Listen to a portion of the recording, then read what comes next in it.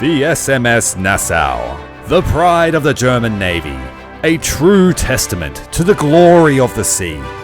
With her colossal 28cm guns, she commands the waves, delivering thunderous retribution to anyone daring to challenge her might.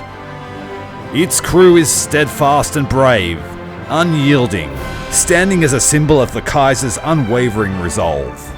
They know no fear, for theirs is a fortress afloat, an impregnable shield against fire. Her guns are uncompromising and without mercy. Her legacy will live on, her power unmatched.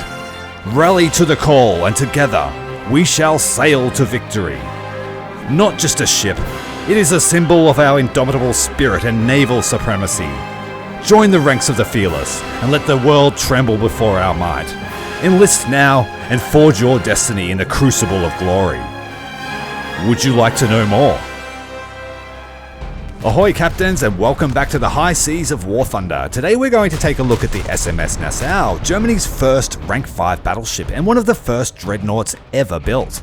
This ship was a veteran of the First World War and fought at the Battle of Jutland, where it survived several hits from British shells. But how does it fare in War Thunder, where it faces much more modern and much more powerful opponents? Let's find out. So as mentioned, Nassau is a premium ship that can be purchased for 8,380 Golden Eagles. It has a battle rating of 6.3 in all game modes and belongs to the Nassau-class of battleships, the lead of those ships, along with its sisters the SMS Westphalen, who's also in game. The Nassau-class was designed as a response to the British HMS Dreadnought, which revolutionised naval warfare with its uniform main battery of large caliber guns. It has 6 twin turrets in a hexagonal arrangement, each mounting two 283mm cannons. This unique arrangement allows the ship to have between 6 and 8 guns unmasked at all times.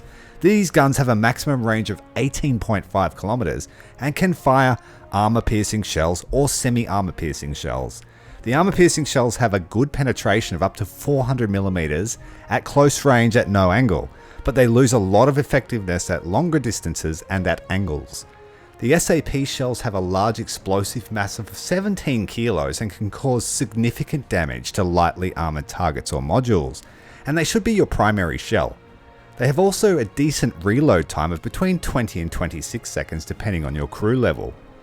The secondary armament of Nassau consists of 12 single 150mm guns and 16 single 88mm guns.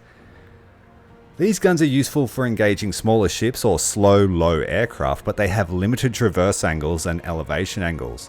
The anti-aircraft armament is non-existent, and being a premium with functionally worse AA than its tech tree counterpart is interesting.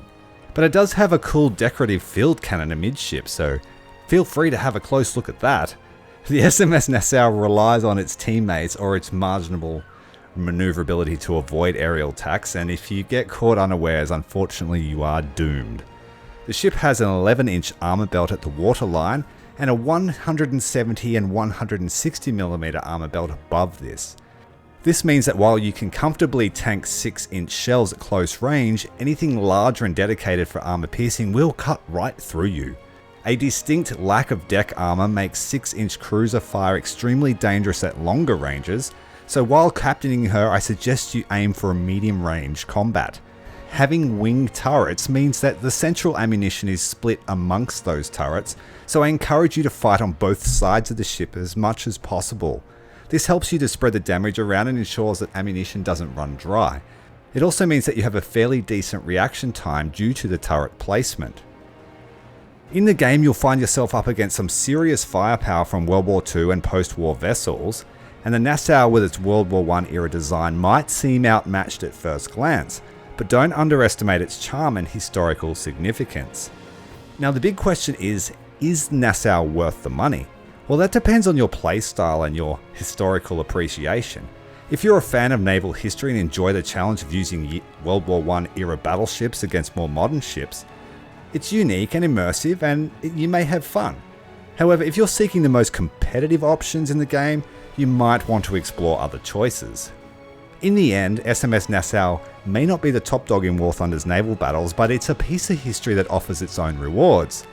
So remember, if you do choose to sail SMS Nassau, remember that the thrill of naval warfare is more than just stats and numbers. It can be about embracing the legacy of these majestic vessels and the stories that they tell.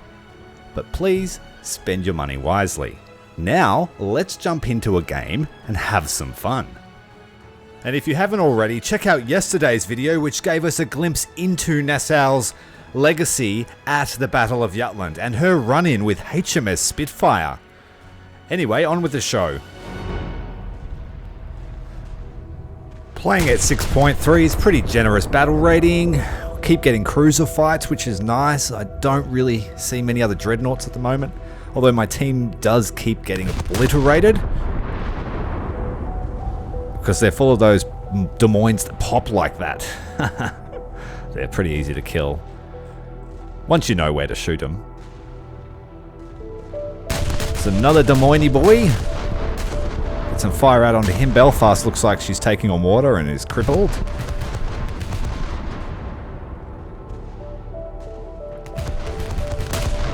So since the new damage model changes, I've just liked to shoot the bow off ships and watch them sink.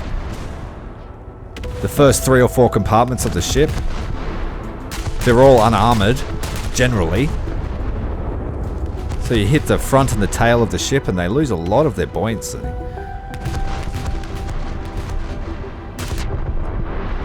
Not super impressed with the armor-piercing shells on this class of battleship. They just don't have the punch that you need. I much prefer the Kaiser as my 6.3 battleship. But having the wing turrets all around does make her kind of useful in a circle fight, like the circle maps. I see her being pretty useful. Fighting in a circle, literally, just sail in a circle. Can't seem to get through and pop this Des Moines like I could the other one. I might aim for critical damage and then we'll move on to another target. Something juicy around here to hit. It was Prince Eugen. So we'll see what type of mischief we can get into in this battle, and if it's not anything exciting, I'll try and find an up tier and see how we go against the larger warships. Because I have a feeling that the AP round in this ship is just not going to cut it. It's got good penetration at point blank range, but so does everything else. I mean, at 7.5 kilometers, your semi-armor piercing round is almost as good penetration-wise at 30 degrees angle as the AP round. I mean, 30 millimeters of penetration isn't too much of a difference at that. Get some free SL and we'll swat this freighter with a 11-inch round. There we go. I'm running a little bit low in this semi-armor piercing round, so if you're going to play this class of ship, I suggest bringing more. Bring more SAP and just maybe 100 or maybe 150 armor piercing. Obviously tailor that to the battle rating, but if you know it's a cruiser fight, just bring your semi-armor piercing. You can get an obscenely low down tier to 5.3, but I'm yet to see one. Wait a minute. Krasny's a 5.3. Yeah, we're a 5.3 battle right now. So yeah, this is pretty much easy mode, and out of all the new premium battleships, this one has the most generous battle rating. So you're more likely to see a down tier than an up tier, depending on who's playing, really. If iNavy's playing, then it'll probably up tier to 7 every day. But if they're not online, then generally you'll be down tiered to 5.7. Try and swat this guy with a big broadside. We'll feed in the 11-inch rounds and then launch all of the little ones. I do like the 150mm guns. They've got a fair amount of penetration for their size.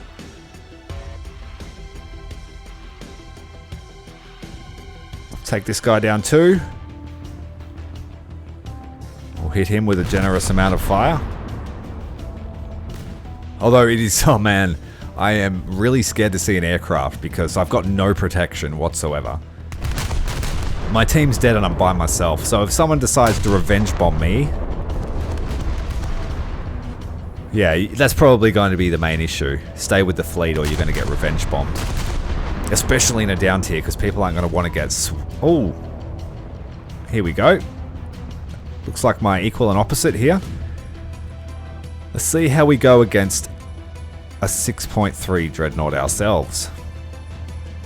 It looks like he's seen us. His guns are coming around. Looks like I'll get one salvo off because I'm about to enter into cover, I think. Yep, the cover's coming now.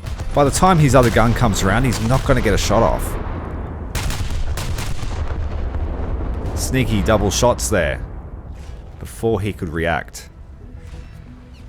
Unfortunately, not much damage. A little bit of damage to the ammo elevator and a fire. Right, so he'll be out of the way from maybe a minute or two. Let's go back to getting some free silver lions. Now I'm using this vessel as a test drive, so its earnings aren't indicative of what you would earn if you owned it legitimately, but the RP earnings are. And I've been earning between 80 to 100,000 silver lions a game.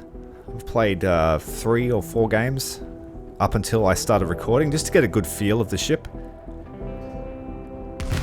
I did skip over her sister ship. I didn't really play her. I went straight for Kaiser because I preferred the larger 12-inch guns. The reload rate was the same on the Kaiser, so I didn't see why I should use 11-inch rounds. But now there's been a bit of a decompression within the battle ratings. You know, you're not going to get stomped as much, so you can bring out these smaller calibers safely.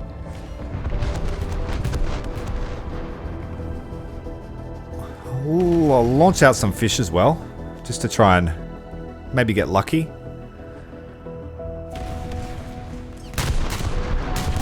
There we go. Launching all the cannons. Take him out. Hit that low ammo rack. Nope, I've missed it. I've done a fair amount of damage though. The front of the ship did not like that. One more broadside should finish her off, I think.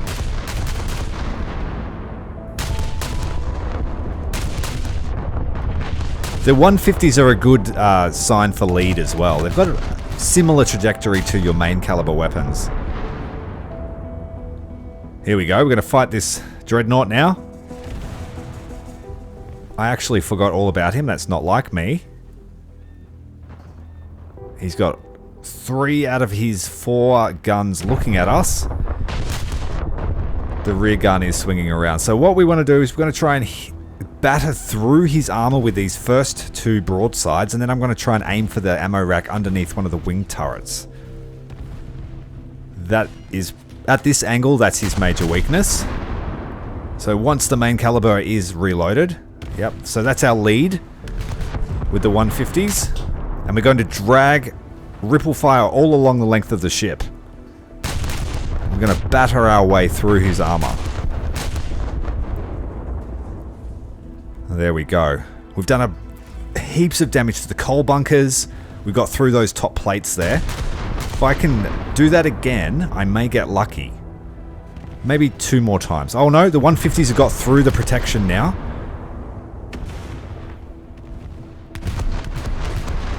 Alright, here we go. Ripple fire. We'll try and finish off this fight.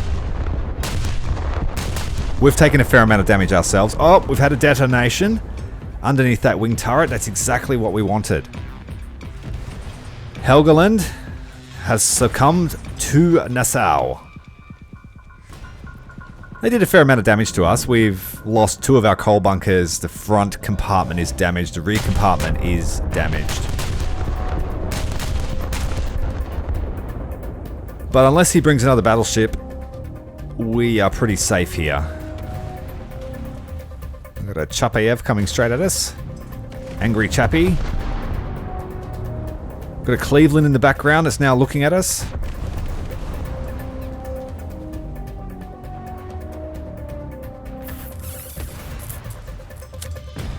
I always call them Clevelands, but it's a Brooklyn.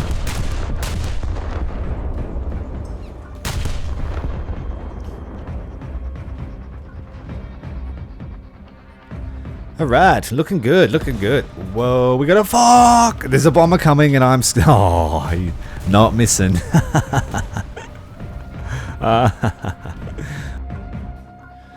Alright, so this is what a downed here looks like. What do we make? 123,000 silver lines, but that was that's without the premium bonus for the ship. Oh, almost got the million, but didn't. What's this here? We've got ourselves a ship flag. Nice, nice, nice. Alright, let's jump into another battle. Save this replay. I think this will make a good example of the extreme end of the scale. We are at 7.0. I can see a Haruna or her sister in the background. Oh god, there's a Marat. What else have we got on board? There's a Des Moines. Lots of Gaijin bots at the moment. Northampton. Alright, I want to start fighting this Des Moines. Now the circle fight. Now this will be a good indication to show you that a dreadnought can actually... Whoa. Whoa, maybe not. Alright, goodbye Des Moines. And he's pretty much ranged in with me. The Marat did some... Oh wait, that was a Poltava. There's a Poltava too. Oh gosh. Well, we'll try and do some work. Our main objective is to win. So we're going to start... Oh wait, the Poltava just got wrecked by Alaska. Man, it's all going down. I've got an Alaska on my team. Okay. Poltava got one tapped.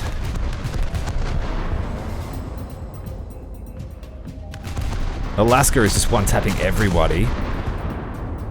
Meanwhile, I'm still trying to range in my target. We'll fight this Marat.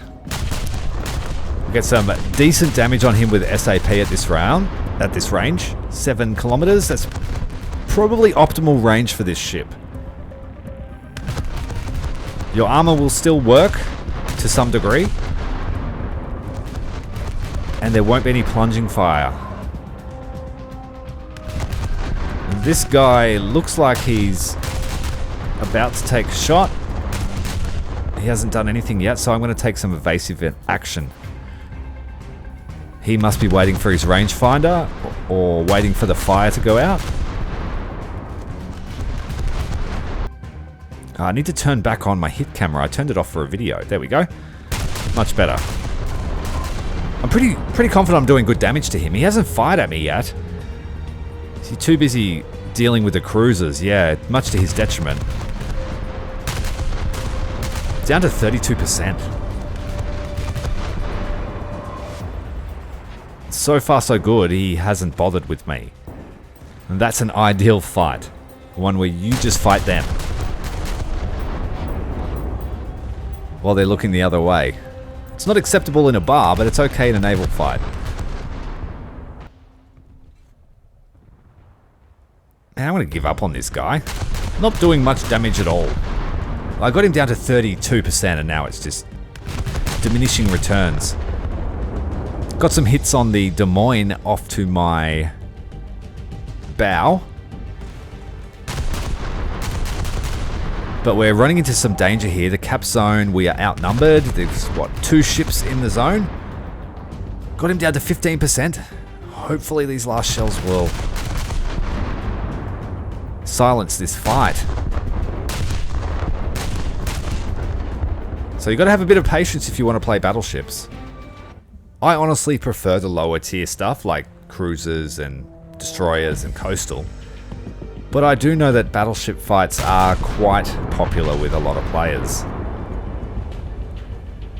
There's a reply. He's hit our stack. Fortunately, it was an overshoot. So we're going to turn towards him just a slight amount to try and hope for another overshoot, because no doubt he will correct that shot.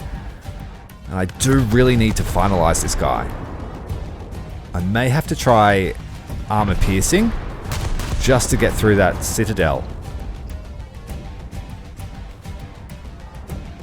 Semi-armor piercing have done all the work so far, but it might not be able to finish him off. Oh, luckily, yeah, 77% crew. That was a fairly big hit. A few of them bounced off the face of the turret, fortunately.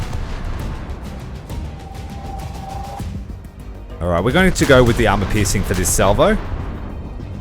I just need to finish the fight. And this is really what your problem will be in this dreadnought versus other battleships, because the caliber is just a little bit too small. You've got a great rate of fire and it's great for HE spam. There we go, we got him. The armor piercing round was the deciding factor there. Okay, so we're going to use HE to do the majority and then try and get through the citadel. Looks to be a Poltava. He's not going to like this. We've crossed his T. These ships don't have fantastic armor from the bow. And he is fighting my allied Alaska by the sound of it. So he's not going to enjoy this fight at all. First shot's out. A little bit too much lead there. Oh, he's big hits on him. Yeah, Alaska's just carving up. They are such a great ship. They're not super survivable, but their ammunition is just crazy good. For a 12-inch gun, it's got like 500 millimeters of penetration at close range.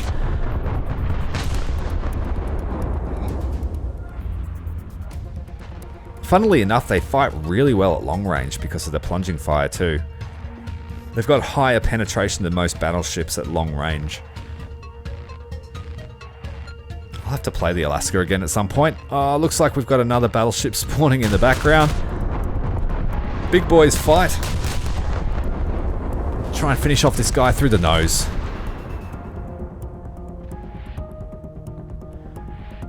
And yeah, the dispersion is killing me, man. Using ripple fire is really good. Like, it helps increase your accuracy a vast amount. It always means you're putting out a little bit of damage too. There we go, solid hits. This should finish him off.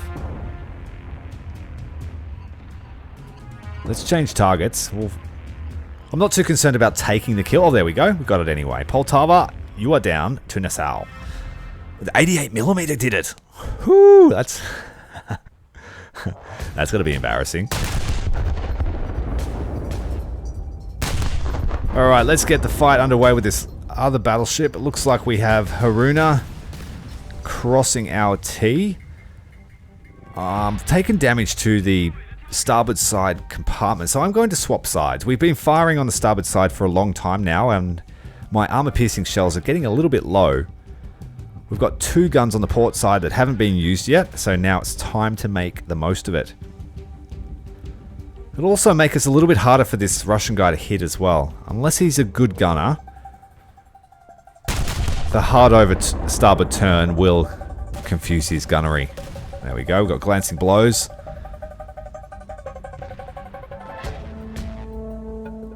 I'm not going to aggro the Haruna just yet. That wouldn't be wise while I'm currently engaged with this fellow. But I did get a solid hit on him. Just trying to feel where his health was at.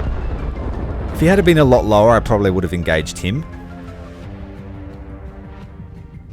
But this guy is the threat. Oh, that one's a solid hit. Rear port side hit.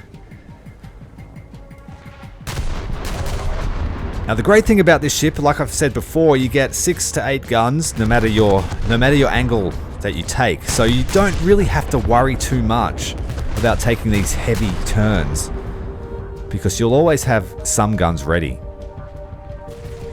And if you lose, say, the port side wing turrets, switch to the starboard side before repairing. Save the crew.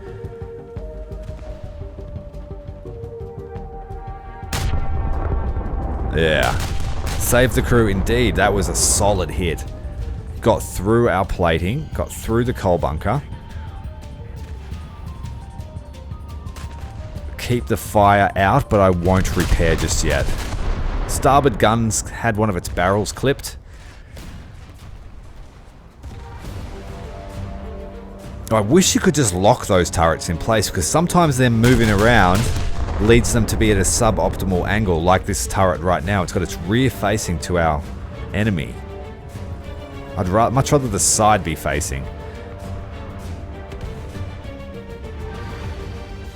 I think that perhaps I'm going to switch back sides now. We've got our first unrepairable breach. I haven't had any of these before, so it'll be interesting to see how this affects us. And it looks like it's central as well. So we're going to stop. That was a well-ranged in citadel shot. The old citadel was penetrated. Come on, fellow. I don't like this. He's got me ranged in pretty well. He is taking flooding damage though, so he's not repairing his flooding. This could be my in. I'm not getting through any of his armor, and my accuracy is really lacking at the moment. We're going to switch back to other side now. Going to fight him on the starboard side. We are critically damaged on this side, and I have a feeling that will be our end. So now we're going to show our rear.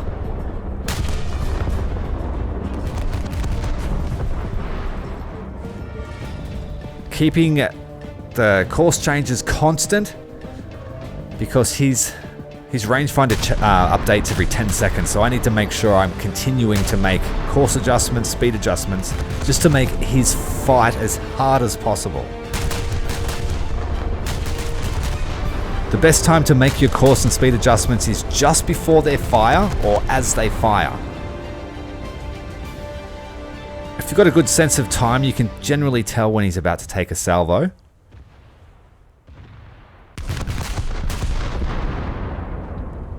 Alright, so this guy is taking shots at us again. Hard starboard turn. Straighten out, go back to port. Just to throw out that rangefinder. I want to frustrate him to death. Alright, this is a dangerous spot here. Yeah, so that's our weak spot. At this direct angle to him now, that's a weak spot. So you want to transit through that as quickly as possible. Almost around. And so now the starboard side coal bunkers can start taking that damage. And that should extend our life a little bit longer. Taking some shots at Haruna now because he's just the opportune target to fight. Just while that Soviet battleship is coming through our stern quarter.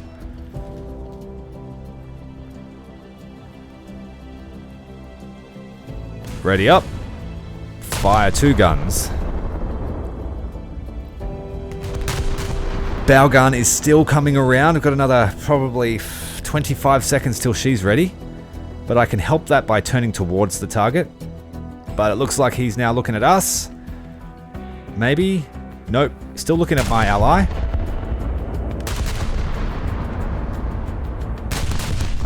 But we are not doing anything to this guy. A little bit too armored for our gun class. Keeping in mind that this guy has insanely large guns compared to us, the 14-inch guns. So this guy is more likely to clap us than the Soviet. So while he's engaged with the rest of my team, who's he fighting? Nevada and Saburo. We've got a few cruisers out on the deck. But I'm not doing anything. 1% crew damage. Yay, good shot. Some guy that stuck his head out of a porthole for a second. Uh-oh. Looks like we have a Sverdlov class cruiser crossing our sightline. Let's prioritize him. He's probably a more opportune target for us. We're not doing anything, we're just wasting ammo on this Haruna. I'm just guessing it's a Haruna, judging by the camouflage.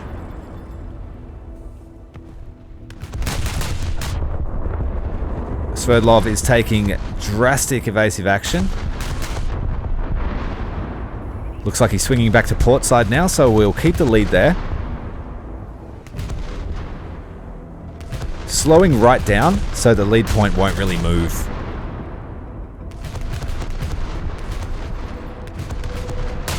Don't trust the gunners. Don't trust that lead point. Where I'm shooting is optimal.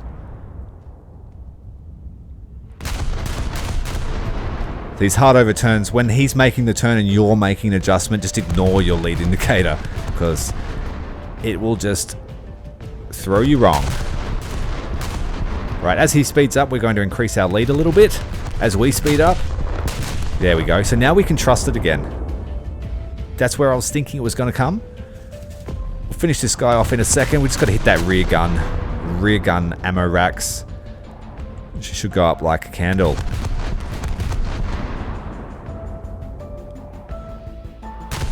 Adding a bit more lead to that. Trying to hit center of mass.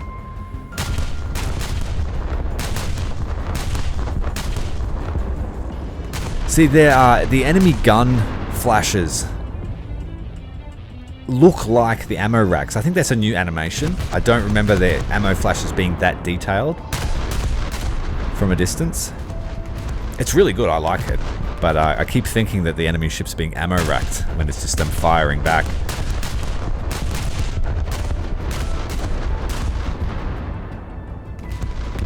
Alright, we've finished this fellow off. He's pretty much done for. Oh, we got a Project 206 in the background. Is that a player? Is it enemy? No, it's just an AI. I'll leave him alone. Finish off this Sverdlov. There we go, full broadside. All guns, all guns, all guns. And now, look, here we go, Haruna. All of the secondaries are going off on that Project 206. Those things are so deadly. Got a 2 to 3 kilometer kill zone around them. Yeah, Chapayev has gone down, Blotto 1. Alright, Haruna is 2 kilometers closer than she was before, so we might have a bit more luck getting through this armor. I'm using mixed shot. I believe my rear turret is firing armor piercing. That tends to happen when you play these multi-turreted ships. And I don't touch it when it happens because it's always cool to have out mixed shells. There we go. We got through some of the protection, but he just gave us a trouncing like we deserved that. We can only withstand maybe 1 or 2 salvos. Hopefully he changes targets. We're turning away from him. Just trying to extend that armor belt's life. Try and hit. No, don't hit the front. I want you to hit me in the rear. Hit me in the rear, damn it. It's the only good armor I've got left. Oh, we are in serious shit now. Something, anything. Armor-piercing rounds aren't working at this range. Torpedoes are out. But it looks like the Congo-class battlecruiser is going to chase down its prey. She's faster than us. We've lost 2 engines. I really don't want to repair. Oh, we got through, we got through. Some damage, some damage. I'm surprised we actually got through that barbette. Very, very strong. I guess my best hope would have been to fight this guy at longer range, trying to get through his amidships armor on the deck, or lack thereof. But close range, man, I'm going to have to bring the Kaiser back to finish this guy.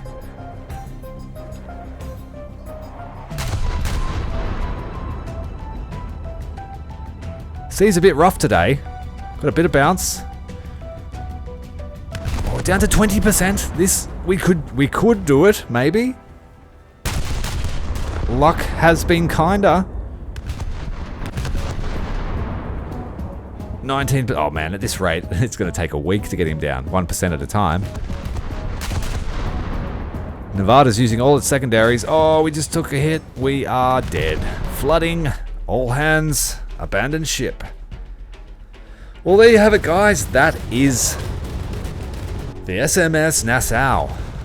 I'm going to finish this battle off with the Kaiser, but I won't waste your time, because I know how valuable it is. Make sure that you leave a like down below. So that match went nearly the full length, and the circle matches are huge. We earned 84,000 silver lions, which would be 160 if I got the bonuses, but the amount of RP was pretty good, 22,000 RP. Anyway, let me know what you think and make sure to leave a like. Talk to you soon. Commander Tyrael, out.